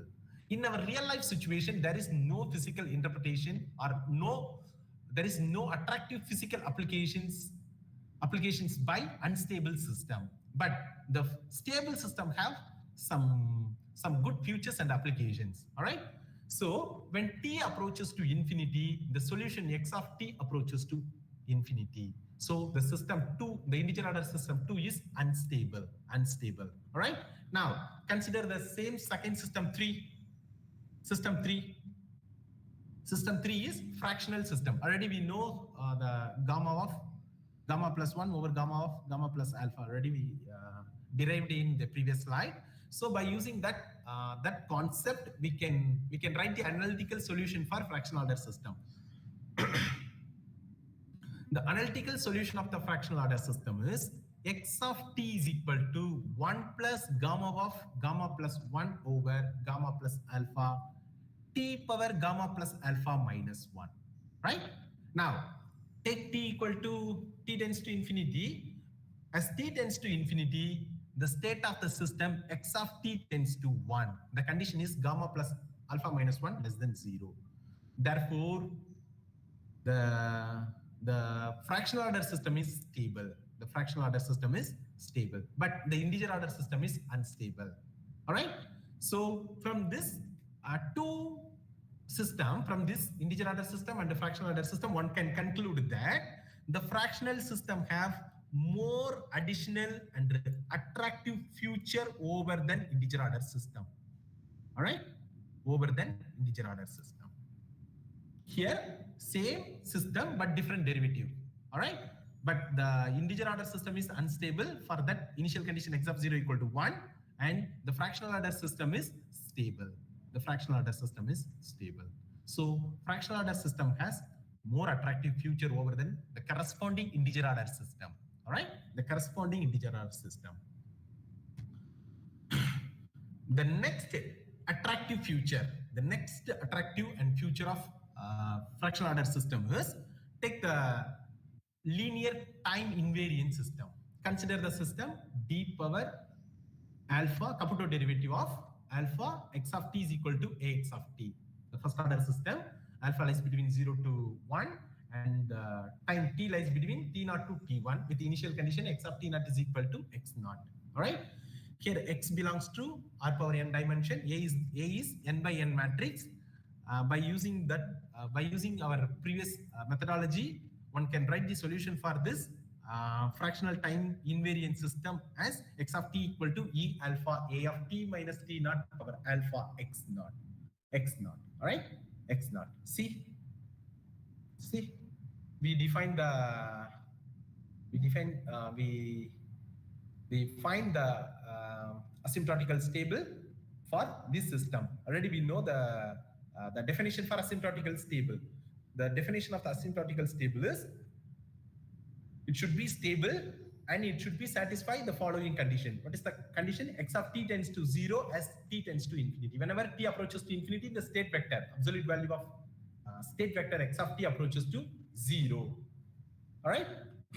And see the statement. By using this statement, we will discuss some more feature and attractions of fractional order derivative. See the statement of the theorem. The system 4, the system time invariant system, fractional time linear invariant system is asymptotically stable. It should be satisfy the following condition. The absolute value of argument of spectrum of A is the matrix, n by n matrix, should be greater than alpha pi over 2. Spectrum of the matrix A means set of all eigenvalues. All right. Now, see first example. Take the matrix A. The matrix A as 2 by 2 matrix. 1 minus 1 and 1 1. 1 1. Multiply with x of t. Here we can consider 2 dimensions. So x1 of t, x2 of t. What is this? x1 of t minus x2 of t. The another equation, x1 of t plus x2 of t. So the eigenvalues of the matrix is 1 plus or minus I. The eigenvalues of the matrix is 1 plus or minus I. Now, the argument of the eigenvalue matrix is 1 plus or minus I is tan inverse of 1. Tan inverse of 1. Tan inverse of 1 is pi by 4. So pi by 4 is greater than alpha pi over 2. Alpha pi over 2. The condition is alpha should be 1 by 3. So this example is specific for alpha equal to 1 by 3. Okay, alpha equal to 1 by 3. Okay, this is one case. We have two eigenvalues, right? Plus or minus 1. The first one is 1 plus I. The second one is 1 minus I. Now, the argument of 1 minus I is equal to tangent inverse of minus 1 equal to modulus of minus pi by 4 is equal to pi by 4. Also, pi by 4 is greater than alpha pi over t. Now, the fractional orders from this two eigenvalues, we can conclude that the fractional order system is asymptotically stable as well as stable for alpha equal to 1 by 3. In case if we consider, so alpha here, d power alpha, right? D power alpha, sorry, alpha is missing. D power c d power alpha x of t. In case if we consider alpha equal to 1, alpha equal to 1 means integer order system. In case if we consider alpha equal to 1, the system is unstable. The system is unstable means the value will be greater than alpha pi over 2. So here fractional order system is unstable and integer order system is integer order system is unstable and fractional order system is asymptotically stable. Asymptotically stable. So fractional order system provide better and attractive results over than integer order system. Integer order system when alpha equal to 1 by 3 for this example. For this example, right? So this is the another attractions. See the another example. Take the fractional harmonic oscillator system. All right. Take this. Consider this system. Consider this system. Here m and k and m are appropriate constant. Now, introduce the control variable and non-linear forcing term to this system. All right. Now we consider two auxiliary variable. One is x1 of t equal to x of t and x2 of t is equal to d power alpha x1 of t. X1 of t. See, we rewrite again. D power x1 of t is equal to x2 of t and d power alpha x2 of t is equal to negative x1 of t. We can write this equation in terms of matrix form. In terms of matrix form. How? D power alpha x of t equal to ax of t.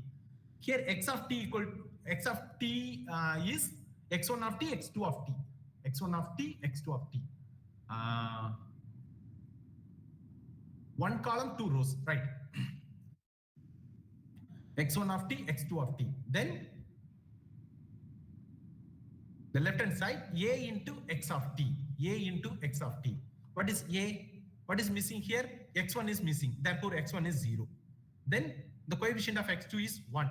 Here, x2 is missing. Therefore, x2 equal to 0. Here, the coefficient of x1 is minus 1. Therefore, the matrix A will be 0, 1, minus 1, 0. Now, what is the eigenvalue of this matrix? Plus or minus I. The eigenvalues of the matrix is, the eigenvalues of the matrix A equal to 0, 1, minus 1, 0 is plus or minus I.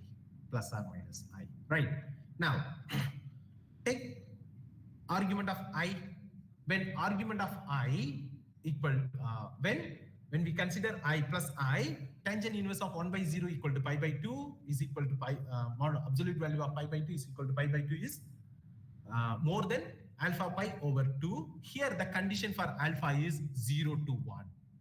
The previous example, for the condition for the previous example is alpha is equal to 1 by 3. For this example, for this particular example, alpha lies between 0 to 1. We consider alpha equal to the first open interval 0 to 1. The second eigenvalue minus I. Tangent inverse of minus 1 over 0 is equal to modulus of minus pi by 2 is equal to pi by 2 greater than alpha pi by 2. All right. So this equation satisfies the statement of the theorem. Therefore, the system fractional order system is asymptotically stable. Asymptotically stable. In case if we consider alpha is equal to 1, alpha equal to 1 means integer order system. The system is stable but not asymptotically stable. The system is stable, but the system is not asymptotically stable. So the fractional order system is here asymptotically stable. Asymptotically stable means obviously it is stable. Therefore, fractional order system provide better results than the corresponding integer order system. Corresponding integer order system. I will show you some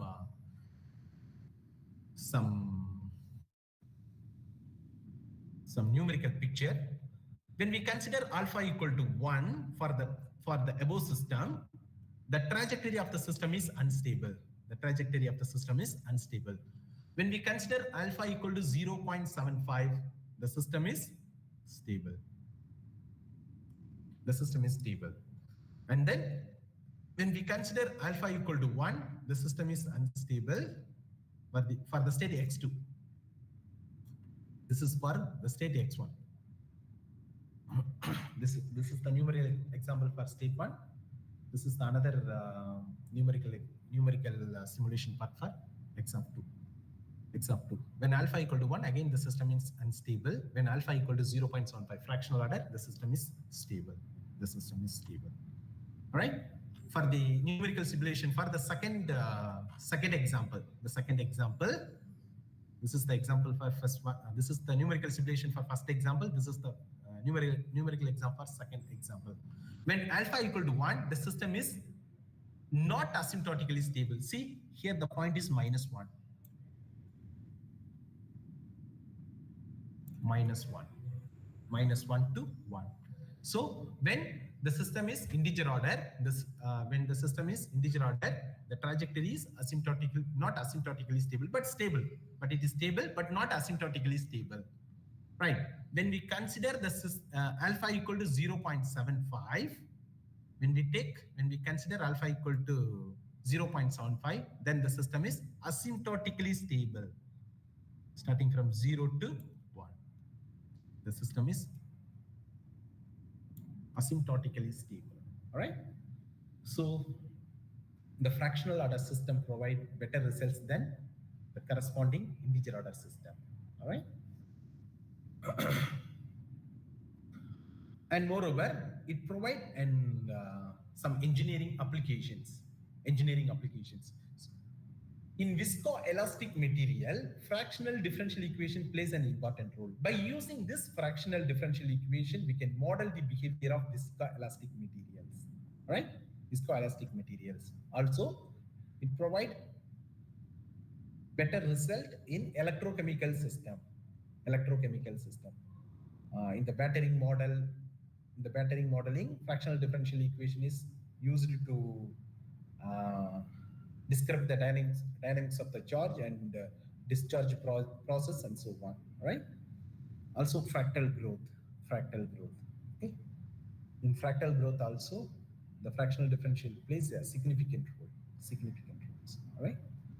And also aircraft control. The concept of controllability plays an important role in the aircraft control. Means controllability and stability analysis are crucial role to design the flight control system to ensure the stable of the controllable aircraft operations. All right. So it plays an important role in aircraft control and spacecraft control also. Okay. The concept of controllability plays an important role in spacecraft control. So these are all the selective applications of fractional differential equation and its qualitative properties. All right. And its qualitative properties. So these are all the selective references. So one can refer the following books and research articles. I think book number 6 is very useful to learn the basic concept of fractional differential equation. This book also very nice and interesting. The book is very useful for the beginning learners. Okay, it will be very useful for them. All right. Thank you so much.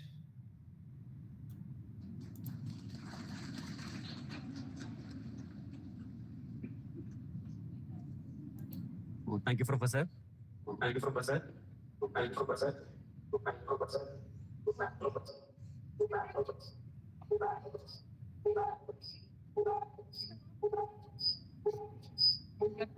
All right, thank you. Thank you so much.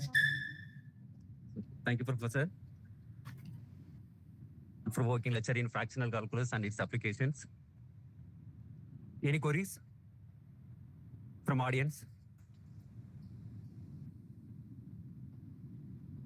Any queries?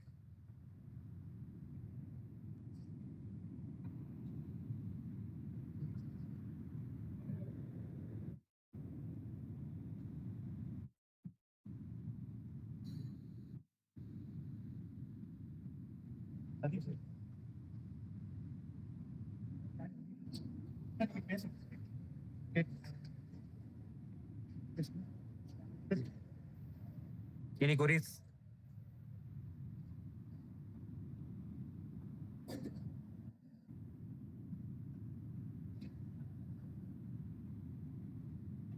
No queries. Professor, All thank you, right. Professor. Thank you. Thank you Thank you for very wonderful much. lecture Uh, in fractional calculus, stability, controllability, etc., and its application. Thank you. Yeah, all right. Thank you so much for the top management of the Kobe Arts and Science College and the conference organizing committee and other friends. Thank you so much for giving me the opportunity to deliver the talk. Thank you. Thank you so much.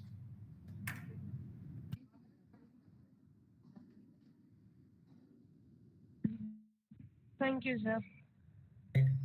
Madam, can I leave? Yes, sir. Thank you. Okay.